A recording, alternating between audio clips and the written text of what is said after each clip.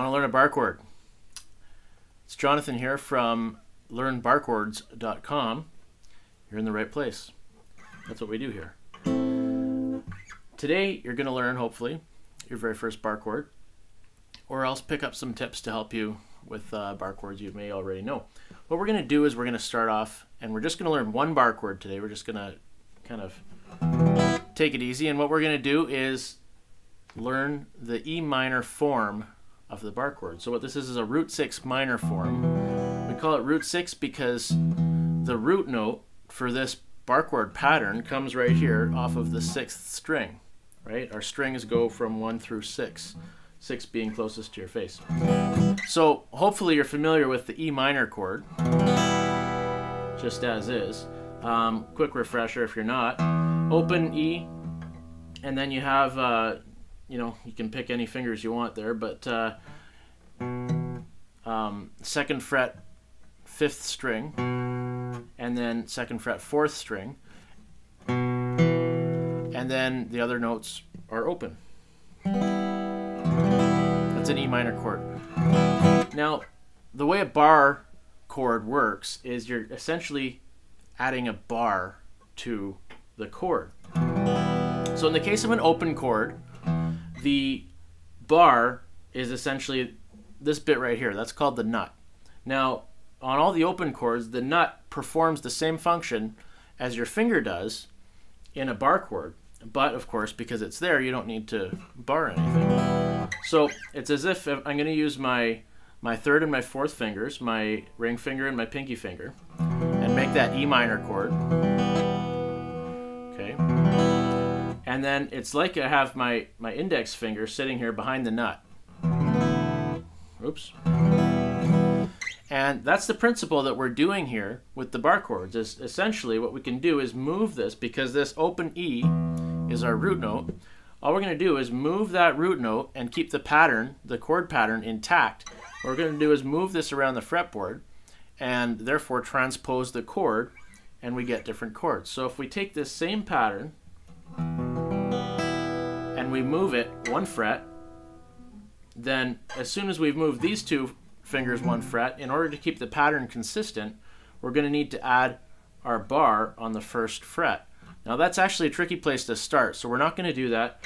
We're going to move up to the 5th fret instead, where it's a little bit easier. So first thing to do is put your 3rd and your 4th fingers here on the 7th fret, 4th and 5th strings.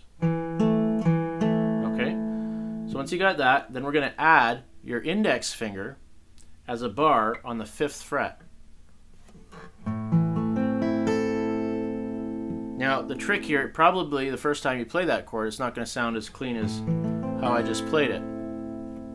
But things to look for are, you know, how your wrist is positioned. It's probably going to take more finger strength than you're used to. And one good trick is that, especially with this particular chord, is that you can use your middle finger here. It's unused, right? You don't need it for this chord. So what I like to do is just add some extra strength to your index finger, and you can push down a little bit harder there with your index finger. That helps. And you can see my hand does end up curling around. Some people tell you got to keep a really, really straight posture here. Personally, I find that quite difficult. I think you should find the posture that works good for your hand, because everyone's body structure is a little bit differently.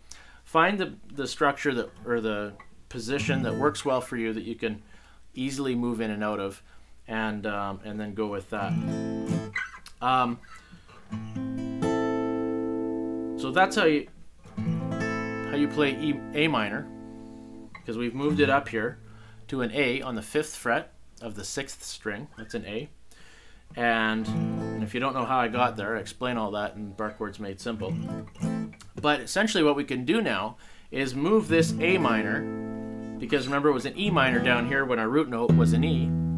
So all we need to do is move that chord pattern elsewhere on the fretboard, and it then takes on whatever letter name we use as our root note. So for instance, if we go to the 3rd fret and do the exact same pattern, we end up with a G minor, root 6. So that's because the root note is here on the 3rd fret of the 6th string.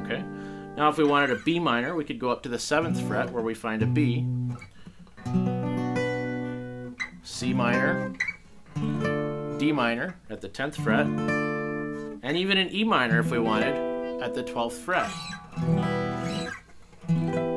Okay? That's getting a little bit tricky on the acoustic, but hopefully you get the point of how we can move and transpose these chords simply by moving the pattern and selecting a new root note. So there you have it. There's your first bar chord. In the course, I go into much more detail and different pitfalls and things like that. But today I just wanted to give you a really quick little taste of how to play a bar chord. So there you have it. LearnPlayGuitar.com, and maybe I'll give you a quick little progression that you can play here quick. So there's your E minor, there's A minor, and there's B minor. That's 1, 4, 5 in the key of E minor.